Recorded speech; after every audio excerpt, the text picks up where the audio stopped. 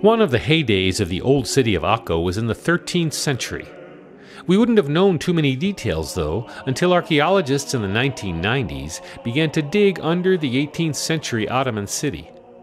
They uncovered huge rooms of a dense crusader town. The Third Crusade, led by Richard the Lionheart, came to the Holy Land to try to conquer Jerusalem back from Saladin. During all the 13th century, they couldn't conquer Jerusalem, and then Acre became the capital of the whole Crusader kingdom. And this dense crusader city had 30,000 people living in it, larger than Paris at the time, and it traded with Europe constantly. We found some documents showing that every day we're anchoring around 70 boats in our port. From here they took all kinds of spices, sugar, cotton to Europe. Two areas have been completely excavated. The refectory, a large dining hall, has arched ceilings held up by huge columns. And the Knights' Hall, a series of rooms, may have been a hospital. There are many more areas yet to be discovered.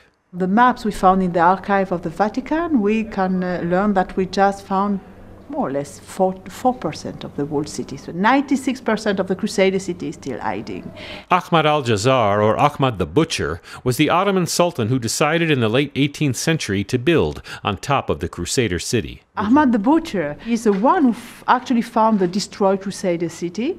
Since he was a Muslim, he didn't want to use these halls, and he preferred to cover them up and to build his own city on the top. Ahmad was tough, and he stopped that famous French general from conquering Akko.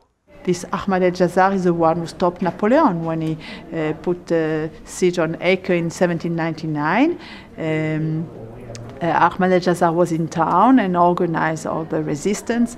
And after 2 months, Napoleon had to leave the place empty-handed. Many buildings of al-Jazar's time remain in Akko's old city today, including his mosque.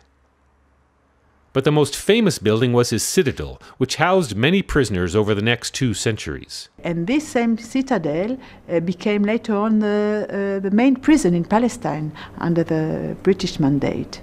It's now a museum, but in April 1947, there were 90 prisoners from Jewish underground groups Haganah, Lehi, and Irgun. On April 19, 4 Irgun prisoners were hanged by the British.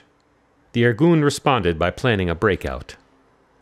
On May 4, Irgun members disguised as telephone technicians entered the nearby Turkish bath, where they planted explosives that blew a hole in the south wall of the prison. 28 Jewish prisoners escaped.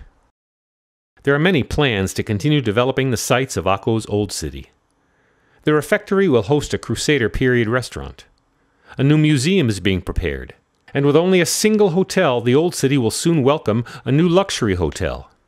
History is literally being uncovered in this northern Israeli city.